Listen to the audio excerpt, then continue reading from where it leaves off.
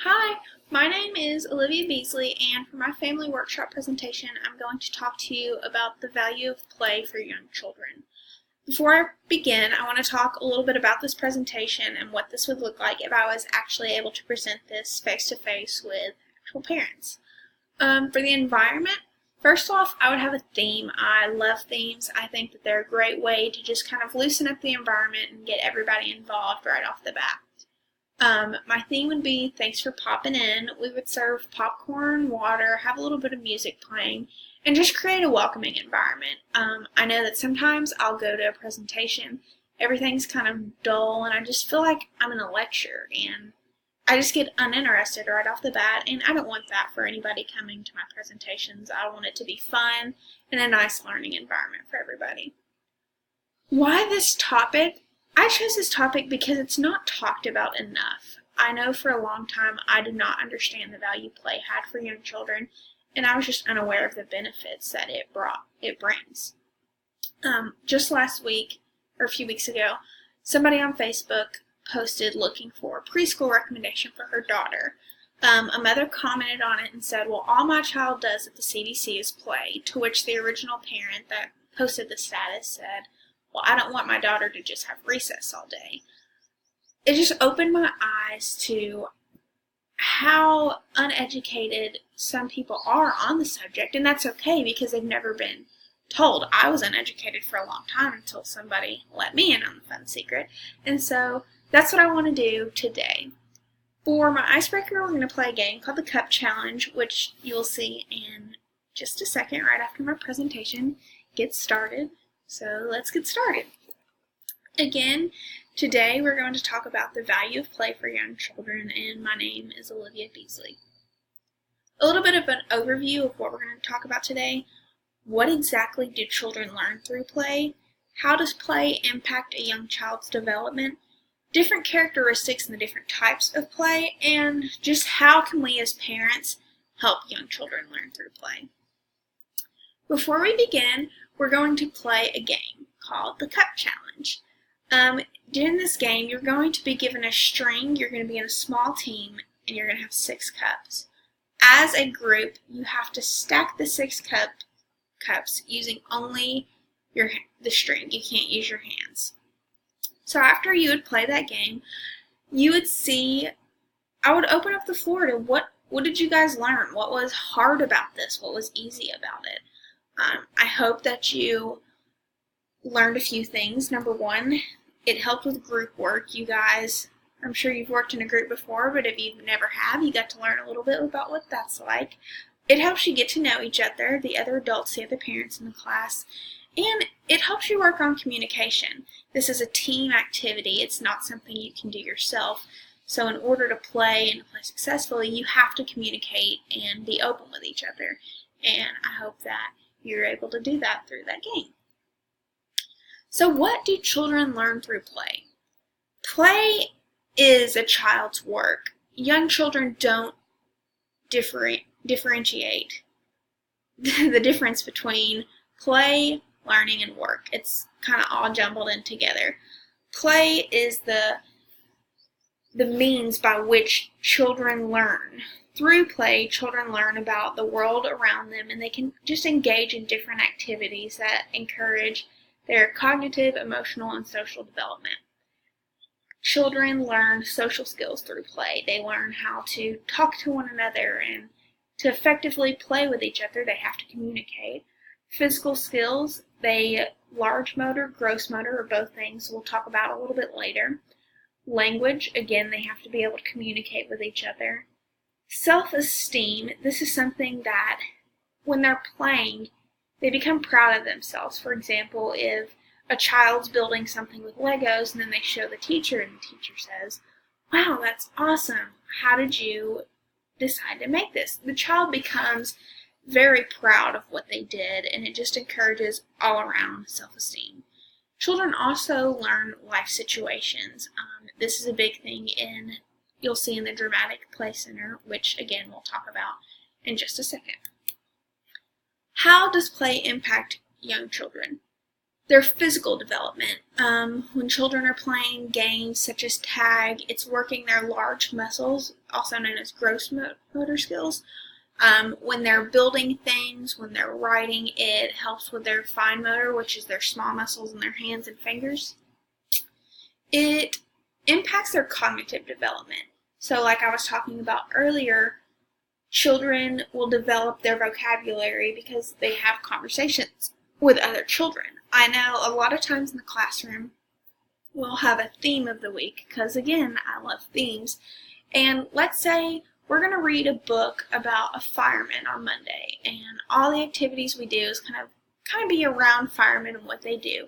So in the dramatic play center, I might put a fireman's coat in there, and the children will just expand their vocabulary, learning about what they do and how to put out fires, and they just will play and get to really understand that role. Social development. Play encourages children to learn how to share with one another. It encourages them to negotiate, taking turns, self-regulation. A lot of kids come into preschool and they've never really been around other children, and this is just a great way to help them learn how to interact with other kids. Emotional development. Play is a great outlet for child's feelings. A lot of the time, children will replay life experiences that they've had, and it just helps them grow and process things in a healthy way. Different characteristics and types of play. Play is intrinsically motivated, meaning it's driven by internal rewards. Children love to play. Children were born to play. Play is the child's choice. Play never feels like work or an obligation to children because, as I mentioned earlier, play is their work. They don't know the difference between the two. Play is active. It helps get the children out and playing with each other and just motivated. It helps children learn how to, like I was saying earlier, use their gross motors. They are able to get a nice workout in, which is something that a lot of children don't get to do in today's age. Play is child-directed, meaning the children choose what to do. They take control of it. They teach themselves through play. And lastly, play's fun. What do you all like to do for play and fun? I know I love to snorkel, and so sometimes when I get a break from studying, I'll go down to the beach down the street and I'll hop in and get to snorkel, and that's just so fun to me. I learn through it, and it's just, like I said, it's just an outlet, and that's exactly what play is for children. There's different stages of play. So there's onlooker behavior, which is where the child might watch other children play. And this is typically seen when a child's introduced to a new environment. Maybe they're shy, or maybe they just want to watch other children play. There's solitary play, which is where the child will play by themselves, not near anybody else. They're perfectly content playing by themselves. There is parallel play, which is where children play side by side, but they're not directly involved with one another. So you might have one child playing with Legos, and then right next to the child there is another child playing with Barbies. There's associative play, which is where children, they might be playing in a group with common things. So for example, they might be playing in a group and they're all playing with the same toy. They're all playing with Legos. There's cooperative play, which is where children construct something or they act out roles. They're like all together playing. And then there's free play or organized play, and that's exactly what they sound like. Free play is when a child is choosing to do whatever they want. They're playing, they're making their own rules to the game. And then organized play may be something that as a teacher we facilitate. So let's say we provide them with certain materials to play with, and they can take control from there. Like the example I was using earlier with the fireman's suit. We give them the materials they need, and they choose what to do with it from there. Some other types of play. There's practice play, which is a play that children do repetitively, and it's for the sole purpose of pleasure, such as when children play with sand. They are doing it because they like the way that the sand feels running between their hands.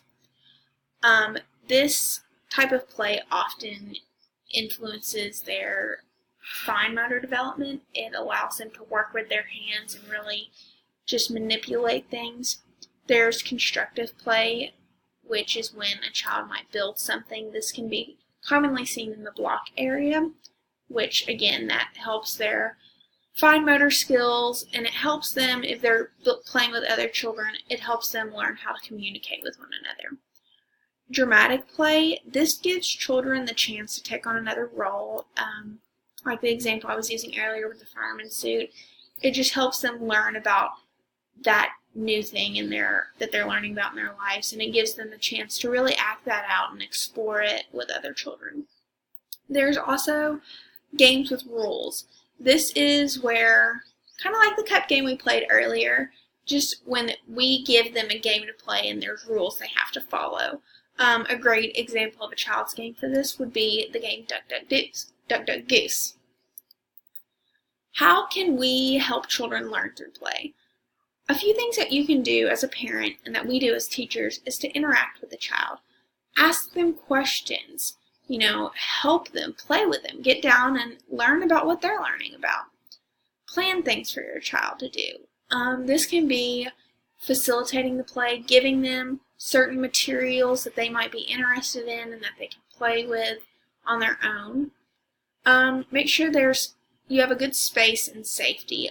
A lot of the times, children at home can get into things that maybe they shouldn't be getting into, and it's just really important to watch that and make sure that they're safe at all times. And give children time to play.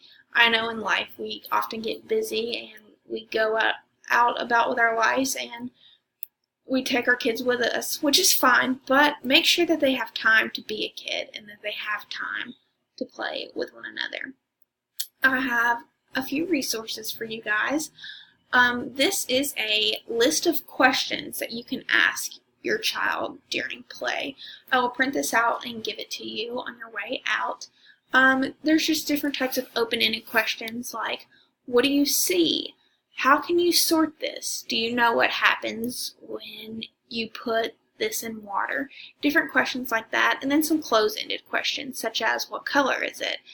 Do you know what this shape is? And things like that.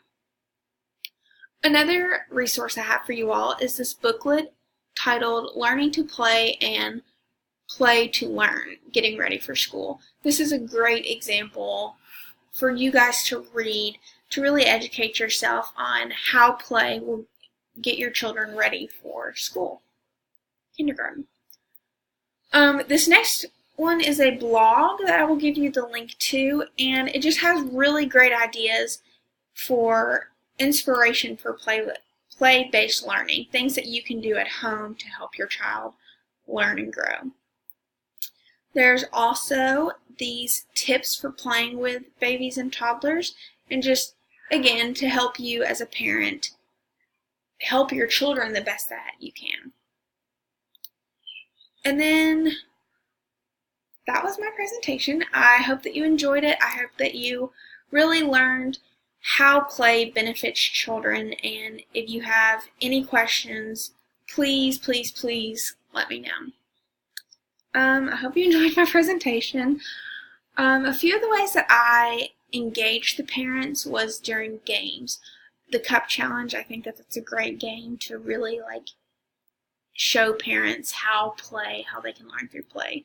Questions, I ask a few different questions throughout the presentation, and if I was in the group, it would be a lot easier to ask the questions versus to ask the parents rather than to ask my computer. And real examples. I try to use real examples such as the firefighter and such as blocks, how that helps their fine motor skills. And lastly, the handouts.